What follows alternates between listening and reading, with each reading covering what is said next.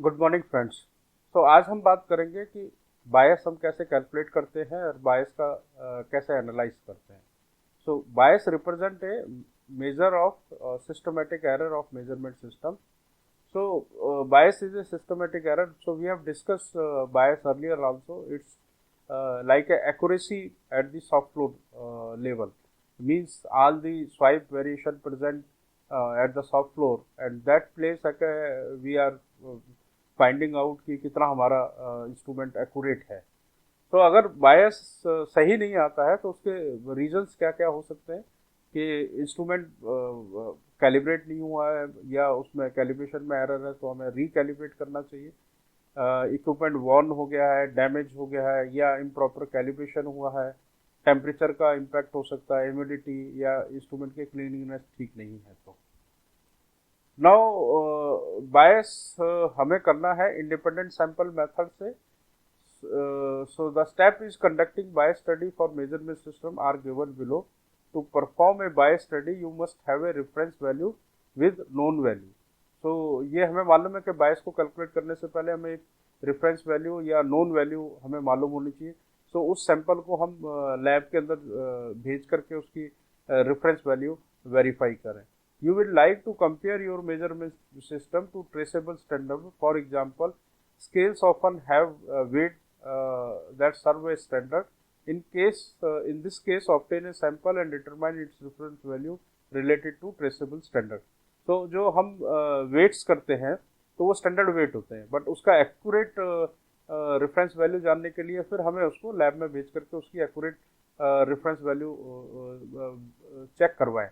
And then उस sample को फिर हम 10 टाइम्स इंस्पेक्ट करवाएं विद वन अप्रेजर. जो अप्रेजर का मीन जो भी इंस्पेक्टर है. And the measurement system in the normal manner, normal तरीके से जैसे रूटीन में वो करता है, एंड देन उसके रिजल्ट्स को हम रिकॉर्ड कर लें. सो जितना सैंपल बड़ा होगा, मीन्स अभी हम 10 टाइम्स लिख रहे हैं, अगर आप 15 टाइम भी कर सकते हैं, 20 टाइम्स भी कर सकते हैं. तो जितना बड़ा सैंपल हम लेंगे उसका एक्यूरेसी लेवल बहुत अच्छा आएगा और वो स्टडी बहुत अच्छी मानी जाएगी. So now how to analyse these results. हम इन रिजल्ट्स को कैसे एनालाइज कर सकते हैं? तो दो मेथड है. एक ग्राफिकल मेथड जिसे थ्रू हिस्टोग्राम, एंड दूसरा न्यूमेरिकली हम कैलकुलेट करें कि हमारा बायस जो कॉन्फिडेंस इंटरवल है वो दोनों साइड के मतलब जीरो उसके बीच में आ रहा है. जहाँ पे reference value minus average values को करते हैं तो जीरो आना चाहिए. मीन्स हमारा जो जीरो है वो बीच में आए. सो ये दूसरा मेथड है जिस तरीके से हम कैलकुलेट कर सकते हैं कि हमारे मेजरमेंट में बायस है या नहीं. So numerically, by developing a confidence interval around the average and determining if the interval contains zero. So यहाँ एग्जाम्पल मैंने शेयर किया आपके साथ हिस्टोग्राम के through. So to see how analyse the result we will use the following example. तो एक hardness tester है जो कि रॉकवेल हार्डनेस टेस्टर से हम इक्विपमेंट यूज कर रहे हैं.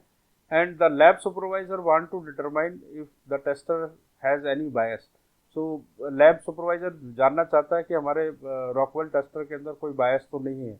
So उसको जानने के लिए he has taken a standard block जिसकी हार्डनेस 36 है. So ये रेफरेंस वैल्यू होगी हमारी 36. And this block is supplied by vendor or maybe traceable to reference standard. And now the lab supervisor decided to lab technician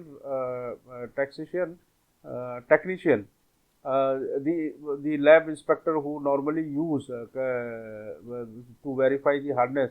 So उससे वो 15 times उस hardness को check करवाता है उसी स्टैंडर्ड ब्लॉक के ऊपर. And then he draw the record and the results, and then he draw a histogram. So जो हिस्टोग्राम में आप देख रहे हैं कि जो हमारा 36 हमारा क्या नाम है स्टैंडर्ड था, रेफरेंस वैल्यू थी. तो और जो 90% डाटा है वो 35.9 एंड 36.1 और 36. सो ये इस स्लैब में आता है, बट हमारा जो जीरो बनेगा वो 36 में बनेगा. तो ये जीरो हमारा बीच में आ रहा है, तो इट मीन्स इसके अंदर बायस नहीं है. So the histogram shows that the hardness results are spread out around the reference value. सो जो भी स्प्रेड आउट है हमारा हार्डनेस टेस्टर का, वो रेफरेंस वैल्यू के नियर बाई है। और रेफरेंस वैल्यू की अगर हम reference value minus actual value को माइनस करते हैं, वो जीरो जो बायस है वो उन दोनों के बीच में आ रहा है। इट मीन्स हमारा 95 कॉन्फिडेंस लेवल को मानते हुए अगर हमारा 95% डाटा बिल्कुल रेफरेंस वैल्यू के आसपास आ रहा है, then we can say that कि हमारे इसमें बायस नहीं है, and we can consider this result as a okay. Now we will discuss the second method where we can calculate with numerically. So सबसे पहले हमें एवरेज लेना है, जो हमने 15 हार्डनेस रिजल्ट्स लिए। तो एक्स बार कैलकुलेट करना है जो कि 36.0067667 आया, एंड देन डिटरमाइन दी बायस। हमें रेफरेंस वैल्यू के साथ उसको माइनस करके चेक करना है कि बायस कितना आ रहा है। तो इस केस में बायस 00667 आ रहा है, एंड देन स्टैंडर्ड डेविएशन हम इसको कैलकुलेट करें through formula, and degree of freedom n-1 means हमारा 15 का सैंपल था, तो ये 14 हमारा ये डिग्री ऑफ फ्रीडम हो गया। एंड अल्फा कॉन्फिडेंस कोएफिशिएंट, सो ये हमें 0.05 लेना है। 95% को हम कॉन्फिडेंस लेवल पे मान के चल रहे हैं, तो 95 में का मतलब हो गया 0.05%। So this is like that. तो 90 इसको 0.05 हम लेके चलेंगे, एंड देन टी स्टैटिस्टिक्स हमें डीएफ के थ्रू कैलकुलेट देखनी है, चार्ट के थ्रू।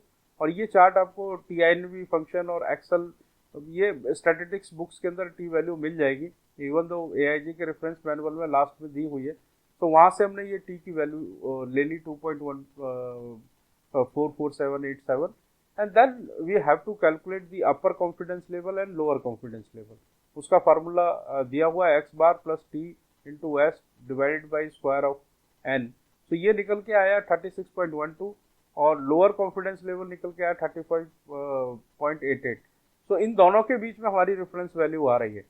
तो इट मीन्स ये जो जीरो है, जो 36 माइनस 36 जीरो आएगा, जो जीरो बायस है वो दोनों upper and lower confidence level के बीच में आ रही है। इट मीन्स हमारा there is no bias in the Rockwell hardness tester, so we can accept this bias. So that's it, how to calculate about the bias. So thank you for watching, and we will discuss tomorrow linearity.